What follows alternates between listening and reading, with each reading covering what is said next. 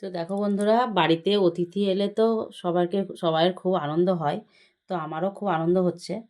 তো দেখো, আমার মামনির মা এসেছে আর একটা ভাই এসেছে। তো দেখো আমাদের খুব আনন্দ হচ্ছে। তো এদিকে দেখো, আমরা সবাই মিলে গল্প করছি। তো মামনিকে বলছি, মামনি তুই আজকে রান্না কর আর আমরা একটু গল্প করি। তোর মা এসেছে। দেখো, আমরা এদিকে উঠোনেই বসে আছি। বসে বসে সবাই মিলে গল্প করছি আর এদিকে মামনি রান্না করছে। তো এদিকে দেখো, বাবা মাও চলে এসেছে আমাদের বাড়ি লাইন ধরে খেতে।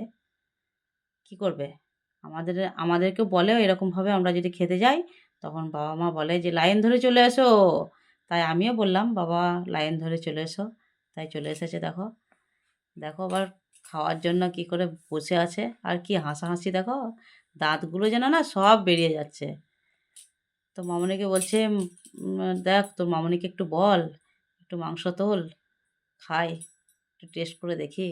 মাংসর সেন্টটা এত সুন্দর বেরিয়েছে যে মাংসটা খেতে ইচ্ছে করছে। তো মামনিকে বলছি একটু তুলে দিয়ে না হলে। আমি বলছি যে না, বেশি করে তো আনা হয়নি, এটা তো দিনে রাতে মানে দুবেলাই দিতে হবে। তাই বলছি না। ওহ, মা তো আর মানে বলারই নাই, মা তো আবার সব দাঁতগুলো বেরিয়ে যাচ্ছে, 32টা দাঁত।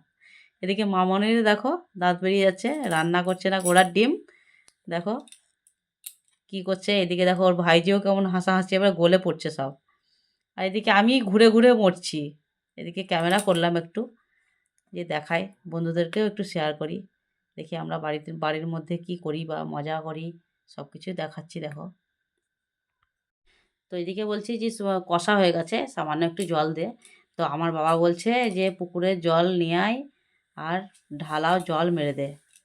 দেখ, একদম মাংসর ঝোল দিয়ে ভাত দুবেলা তিনবেলা কেন, 2 দিন 3 দিন এই মাংসতেই হয়ে যাবে। তো দেখো সামান্য একটু জল দিয়েছে, মাংসের কালারটা কত সুন্দর এসেছে, খুব সুন্দর হয়েছে। এবার রান্না খেয়ে দেখবো রান্নাটা কেমন হচ্ছে। মামনির হাতে রান্না এই প্রথম খাবো। তো দেখি এবার কেমন হচ্ছে।